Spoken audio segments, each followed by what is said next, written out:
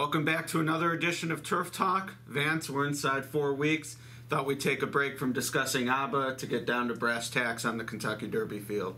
Sounds good. We had 3 great preps this past Saturday. We got one major one left this week in the Arkansas Derby, where we get to see American Pharoah strut his stuff against what looks like it's going to be another small field, which has been kind of the norm this spring, which is a bit unusual, but that's what happens. Yeah, I mean, I don't know what the case is, if it's just these dominant favorites all pointing to different stakes, which certainly I would do if I owned them. I wouldn't want to go up against American Pharoah if I were Carpe Diem and vice versa.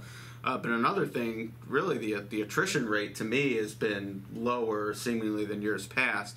Last year in the first Kentucky Derby Future Wager, the only horse out of the 23 individuals to make the gate was Ride on Curlin, and this year it might be half that initial field, which to me is a staggering difference and might be a big reason why we're seeing this disparity. I mean, horses with 0 points think, well, we can't get 100 to make the gate for sure by beating Pharoah or Dortmund or Carpe Diem, so, you know, why not maybe look down the road? I mean, that's all I can come up with. I'm sure there's probably other things going on, too. Yeah, and also we've experienced some declining foal crops. I wonder if it right now is the time that we're just starting to, bear the fruits of that economic downturn that happened a couple of years ago. But still, we've got lots of great 3-year-olds pointing for the first Saturday in May, and I'm excited.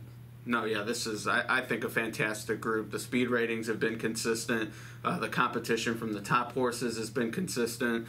And having said all that, though, you mentioned American Pharoah. We get to see in his final prep this week. All the other preps are done. For me, favoritism is his to lose. I think if he wins, even as good as Dortmund's been and being undefeated and from the same barn, I see American Pharoah as the favorite. Yeah, I wrote a blog in the aftermath of the Santa Anita Derby arguing a slightly different position. I think it might go to Dortmund regardless of how good American Pharoah is. He's proven to be a little bit more flexible as far as running style. He does have that winning trip over the Churchill Downs surface, but that's just my opinion. 4 weeks out, it could change depending on how good American Pharoah looks, and of course how the 2 colts prepare over the surface in the coming weeks in their workouts. That's going to play a part in who goes favored as well. Yeah, absolutely, and I'm sure we'll talk about this more as we get into the actual meat and potatoes of Derby training, but the Kentucky Derby, without a doubt, the one race that still moves the needle among what people are saying about the horses as they prepare for it. Nothing else comes close to my mind in that regard. So for sure, especially with Baffert, how much he likes to talk to the media, there's a chance that something like that would actually sway favoritism. I think it'll be American Pharoah with the win, but you're right. I mean, there's plenty of variables that still in play. Yeah, and I also have always kind of wondered whether American Pharoah obviously is over his suspensory injury, but will that have any lasting effect in the minds of horse players? Here's a horse who had his training schedule interrupted once in his career. Dortmund hasn't had that issue to deal with. Not a hiccup. That's a good point. Yeah, and I mean the fact that Baffert shipped that horse to Churchill for an allowance, I mean that's as confident as to me as you can get to go cross country and say, hey, I want to make sure he gets a feel for that surface.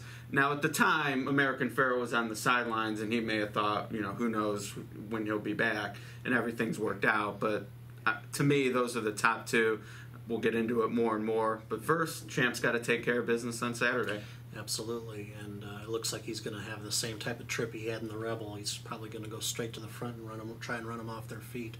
And looking at the field, I don't know if there's anybody else who can stop him from doing that. Yeah. Well, James Scully and I will certainly talk more about that later this week with On Point, and I'll be back with Vance next week. We'll know a lot more about the field and more of the storyline, so we'll get into that. Join us on Turf Talk.